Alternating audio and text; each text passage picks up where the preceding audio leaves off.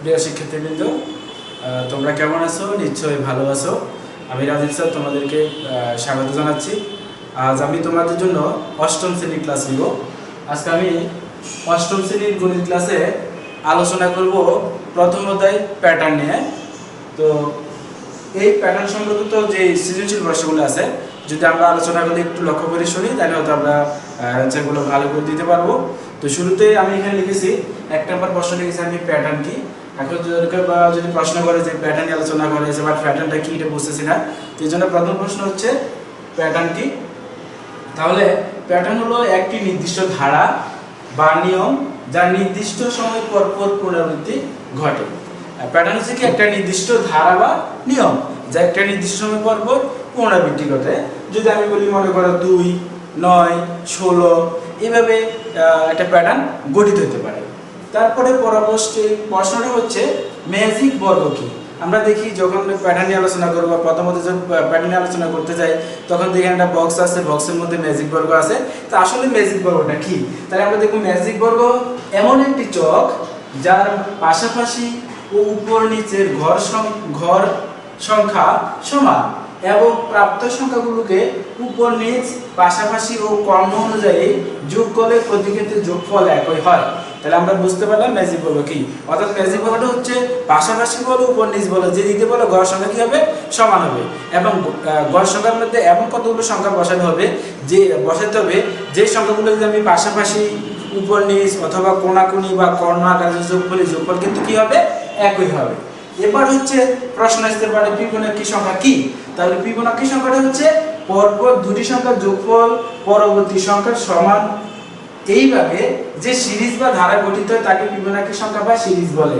অর্থাৎ পরপর দুটি সংখ্যার যোগফল হচ্ছে পরবর্তী সংখ্যার সমান।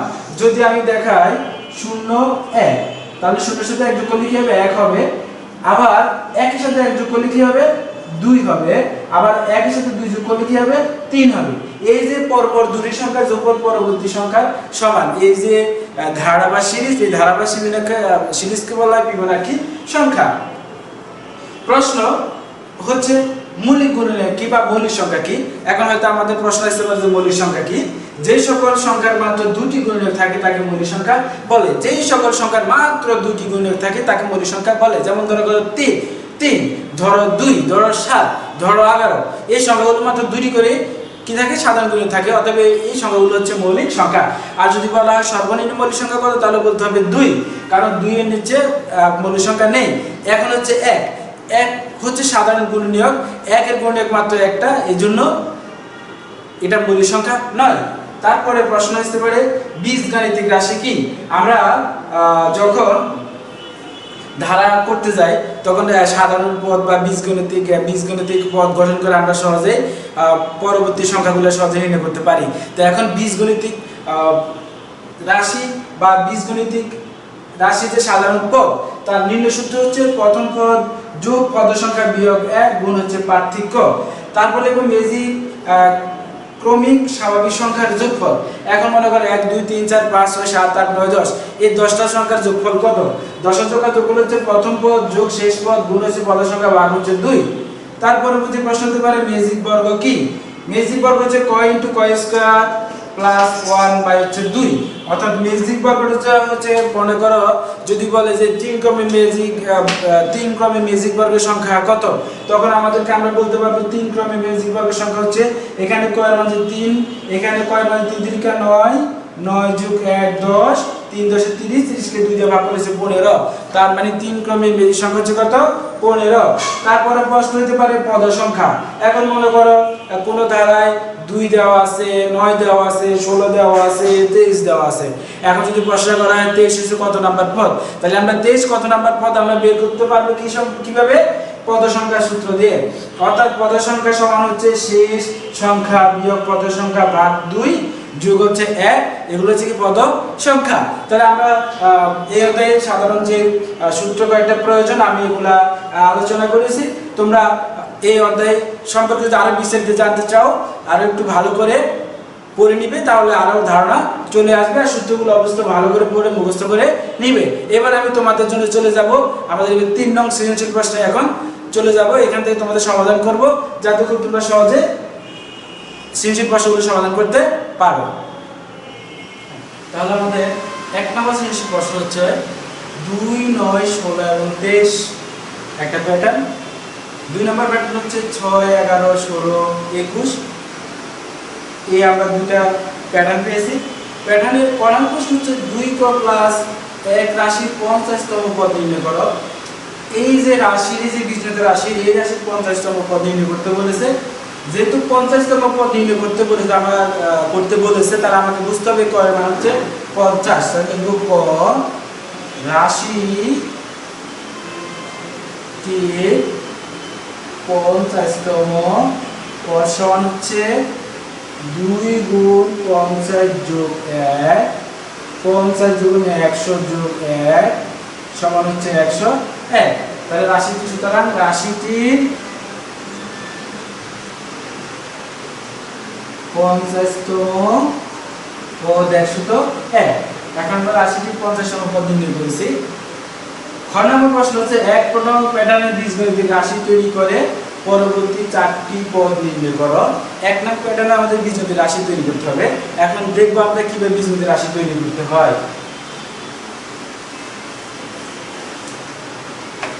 তাহলে প্রথমে আমরা লিখব খ উদ্দীপক হতে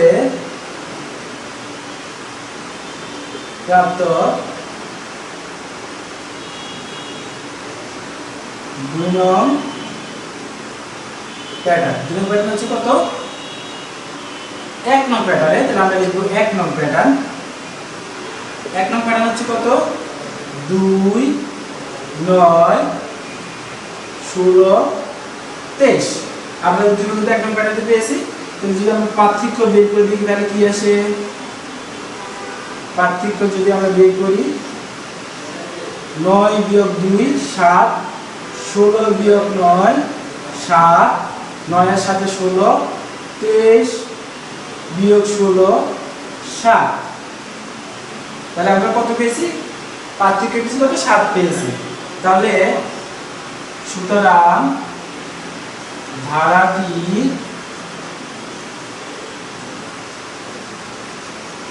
প্রথম পদ হচ্ছে কত?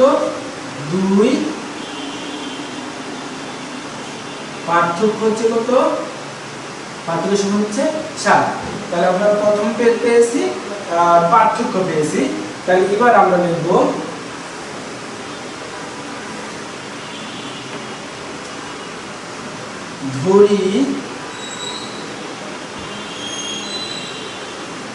ধরি পদ সংখ্যা সমান হচ্ছে ক। সুতরাং প্যাটার্নটির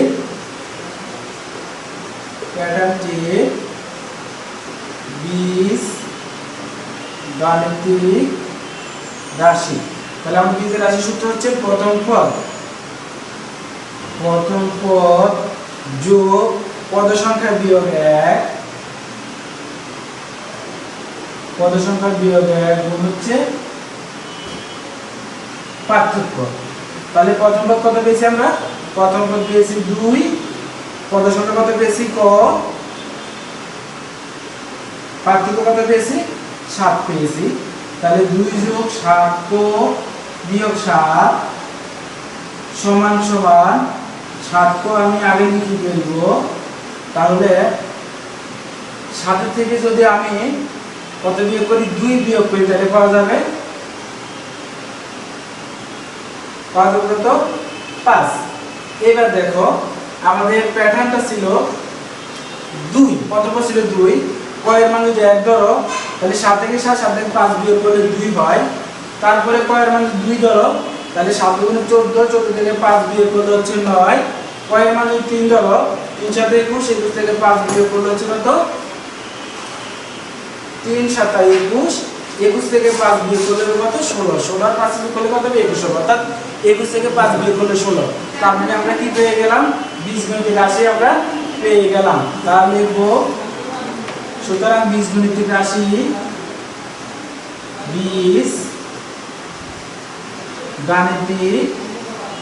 হচ্ছে কত? 7 বিয়োগ 5। যেহেতু আমরা বীজগণিতিক রাশি নির্ণয় করছি, আমাদেরকে বলেছে এখন পরবর্তী 4টি পদ নির্ণয় করতে। তো এখানে কয়টা পদ্ধতি আছে? 1 2 3 4, 4টা পদ দেওয়া আছে। তাই লিখব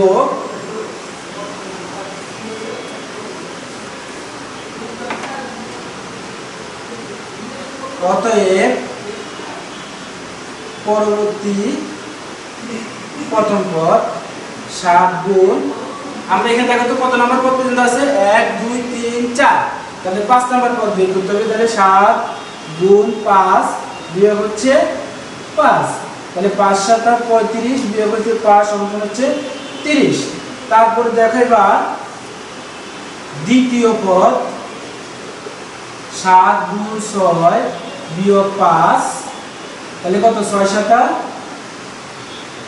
42 বিয়োগ হচ্ছে 5, তাহলে 7 5 12 3 37। তারপরে হচ্ছে তৃতীয় পদ, তাহলে আমরা তৃতীয় পদ যদি বের করি তাহলে 7 গুণ 7 বিয়োগ 5, তাহলে কত? 7 7 49 বিয়োগ 5 সমান কত? 46। এভাবে আমরা যতগুলো ধারা নির্ণয় করতে বলে ততগুলো ধারা নির্ণয় করতে পারবো। সুতরাং ধারাটি পরবর্তী পদ হলো, আমরা কত পেয়েছিলাম? আমরা এখানে 1 2 3 4 5 নাম্বার পদ পেয়েছিলাম 30, তারপরে পেয়েছিলাম আমরা 37, তারপরে পেয়েছিলাম কত? 44। সেভাবে আমরা অনেকগুলো পদ নির্ণয় করতে পারবো। আমাদের 4টা নির্ণয় করতে বলেছে, আমি 3টা পদ নির্ণয় করেছি, বাকিগুলো তোমরা নির্ণয় করবা। এবার আর 1 নম্বর প্রশ্ন হচ্ছে 2 নং প্যাটার্নে কততম পদের মান হচ্ছে 1026, অর্থাৎ 1026 কততম পদের মান, পদ সংখ্যা আমাদেরকে বের করতে হবে। তাহলে আমরা আর প্রথমে লিখব যে উদ্দীপক হতে প্রাপ্ত, উদ্দীপক হতে প্রাপ্ত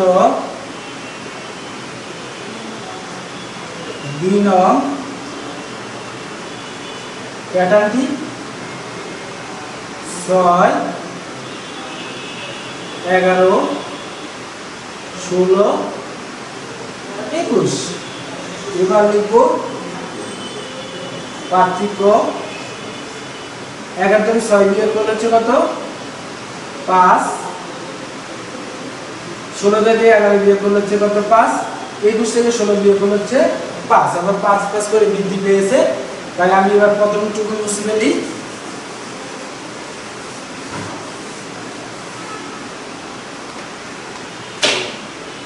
তাহলে আমরা এখানে ধারাটি থেকে, সুতরাং ধারাটির প্রথম পদ হচ্ছে কত? 6, পার্থক্য হচ্ছে কত? 5, ধরি ধারাটি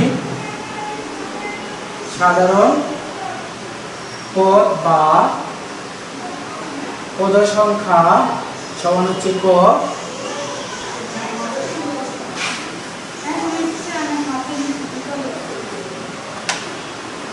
সুতরাং বীজগাণিতিক রাশি প্রথম পদ হচ্ছে 6, যোগ হচ্ছে পদ সংখ্যা বিয়োগ 1, তাহলে ক বিয়োগ হচ্ছে 1 ইন্টু হচ্ছে পার্থক্য হচ্ছে কত? 7। তাহলে আমরা লিখব 6 7 ক বিয়োগ হচ্ছে কত? পার্থক্য হচ্ছে 5, তাহলে আমরা লিখব 5 ক বিয়োগ হচ্ছে 5। তাহলে লক্ষ্য করি 5 ক প্রথমে লিখলাম 6 থেকে 5 বিয়োগ করলে, তাহলে আমরা কি পেয়ে গেলাম? বীজগণিতের রাশি বা ধারাটি সাধারণ পদ পেয়ে গেলাম। এবার লিখব প্রশ্ন মতে 5 ক যোগ 1, বলা হয়েছে ধারাটির প্রথম পদের মান হচ্ছে 1026। তাহলে ধরবো আমরা প্রথম পদের মান হচ্ছে 1026, তাহলে আমি লিখব 1026 বা 5 ক সমান 1026 বিয়োগ 1 বা 5 ক সমান হচ্ছে 1025 বা ক সমান হচ্ছে 1025 ভাগ হচ্ছে 5।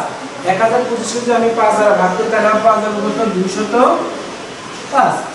তাহলে আমরা লিখব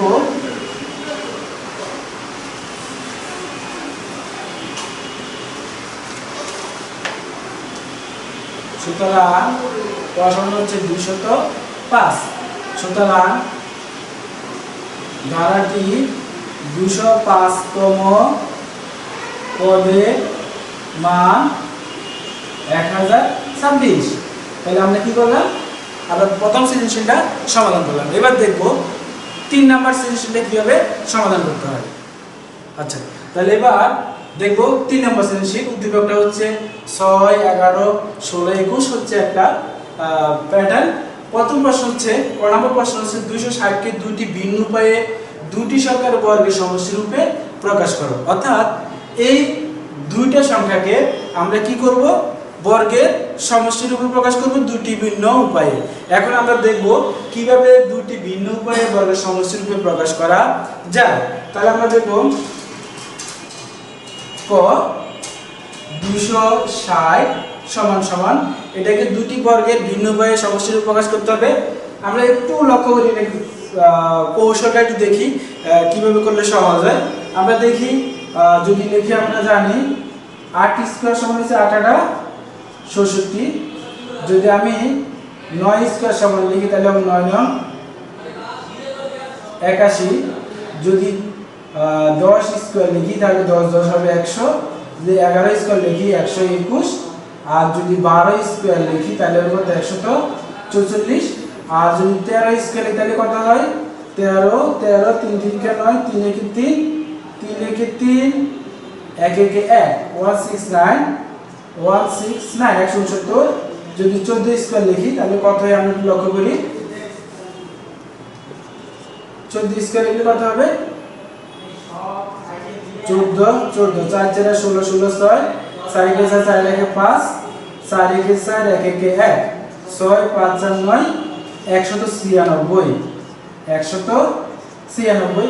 এভাবে 15 স্কয়ার 16 স্কয়ার আমরা করতে পারবো।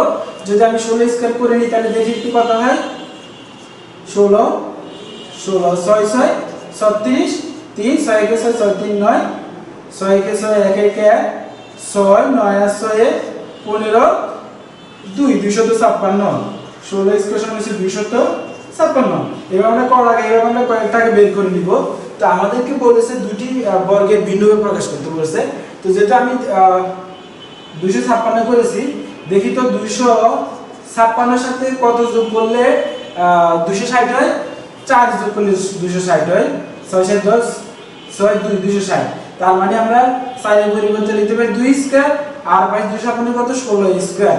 অর্থাৎ 16 স্কয়ার আর 2 স্কয়ার যোগ করলে কত হবে 260 হবে। তাহলে আমরা একটা ভিন্নভাবে প্রকাশ করেছি।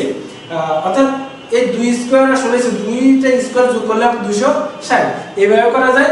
আবার যদি আমি অন্যভাবে করতে যাই, যদি আমি দেখি 14 স্কয়ার হচ্ছে 196 আর যদি 8 স্কয়ার হচ্ছে 66।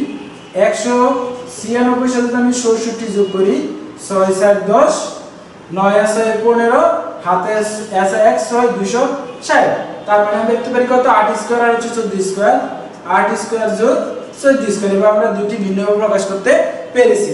অর্থাৎ আমাদেরকে যদি বলে যে দুটি ভিন্ন উপায়ে প্রকাশ করো, তখন আমরা এইভাবে করে নিব। যতগুলো অঙ্ক আছে যেভাবে আসে আমরা সবসময় কি করব, এইভাবে বর্গটা বের করে সমষ্টিগুলো যোগ করব, তারপর আমরা রেজাল্টটা বসাই দিব।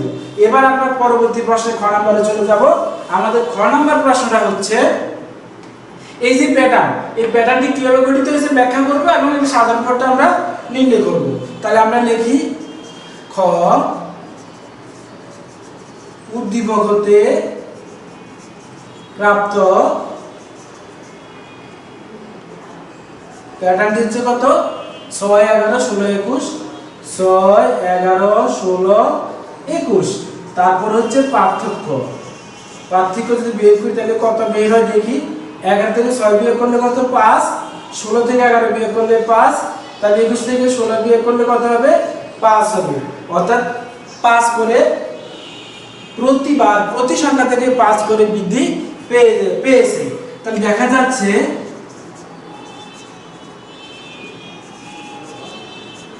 ধারাটি প্রতিবার পার্থক্যে 5 করে বৃদ্ধি পাচ্ছে। তো যেহেতু 5 করে বৃদ্ধি পাচ্ছে,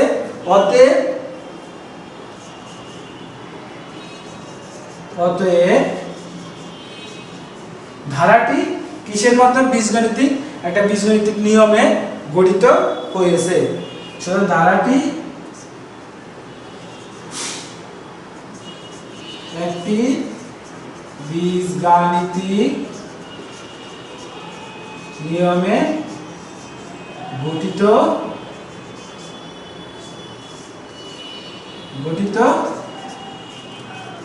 হয়েছে।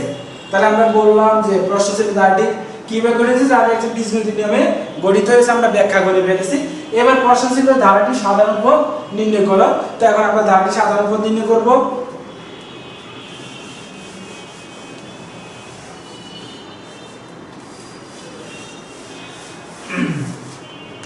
তাহলে লিখব ধরে লিখব সুতরাং ধারাটির প্রথম পদ আছে কত? 6, পার্থক্য আছে কত? 5। ধরি পদ সংখ্যা সমান হচ্ছে ক। কিভাবে করতে বলছি? সাধারণ পদ। সুতরাং সাধারণ পদ সমান প্রথম পদ সূত্র আমি লিখি। প্রথম পদ যোগ পদ সংখ্যা বিয়োগ 1 ইনটু হচ্ছে পার্থক্য। তাহলে প্রথম পদ হচ্ছে কত? 6, পদ সংখ্যা হচ্ছে ক বিয়োগ 1, পার্থক্য হচ্ছে কত? 5। 6 যোগ 5 ক বিয়োগ 5 সমান 5 ক যোগ হচ্ছে 1। তাহলে আমরা ধারাটি পেলাম কি? 5 ক যোগ হচ্ছে 1। তাহলে আমরা সাধারণ পদ নির্ণয় করেছি, আমরা ব্যাখ্যা করেছি। তাহলে আমাদের খ নাম্বার প্রশ্ন শেষ। এবার আমরা চলে যাব গ নাম্বার প্রশ্নে। গ নাম্বার প্রশ্ন যে প্যাটার্নটির একটি সংখ্যা এত হলে 126 এর 86 এর পূর্ববর্তী এবং পরবর্তী দুটি পদ বা দুটি সংখ্যা নির্ণয় করতে বলেছে। তো এখন দেখা আমরা এটা কিভাবে করব।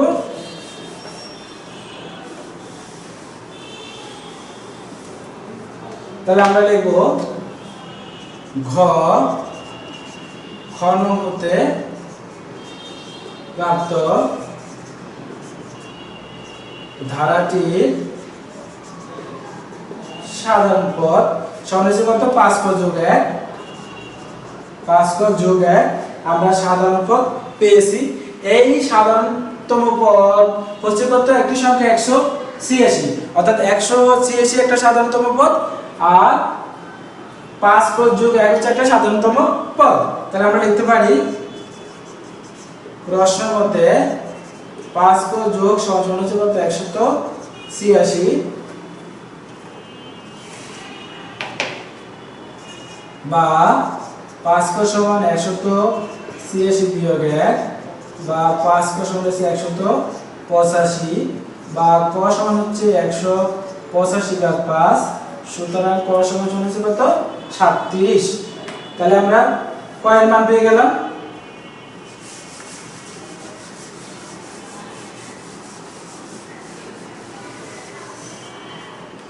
তাহলে সুতরাং পদের সংখ্যা সমান হচ্ছে কত? 37। এখন আমাদের প্রশ্ন ছিল 186 এর পূর্ববর্তী এবং পরবর্তী দুটো পদ নির্ণয় করতে বলেছে। সুতরাং 186 এর পূর্ববর্তী পদটি হবে। তাহলে 186 এর পূর্ববর্তী কত হবে? যেহেতু 37 নম্বর পদের মান হচ্ছে 186, তাহলে 186 পূর্ববর্তী পদ হবে কত? 37 বিয়োগ 1 সমান হচ্ছে কত? 36। তাহলে যদি 36 যদি হয় তাহলে সংখ্যাটি হবে কত? সুতরাং সংখ্যাটি হবে, যেহেতু ছিল 5 ক যোগ 1, তাহলে 5 গুণ 36 যোগ হচ্ছে 1। যদি আমি 5 আর 36 এর গুণ করি তাহলে পাবো আমরা 180। তাহলে লিখবো 180 যোগ 1 সমান কত 186। তাহলে আমাদের 186 এর পূর্ববর্তী পদ হবে কত 181। 186 এর পূর্ববর্তী সংখ্যাটি হবে কত 181। এবার আমরা কি করব পরবর্তী সংখ্যাটি নির্ণয় করব।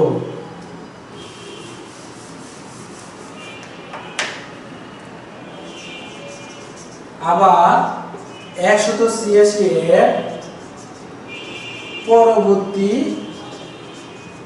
পদটি হবে কত হবে 37 যোগ হচ্ছে 1 সমান হচ্ছে কত 38। সুতরাং পরবর্তী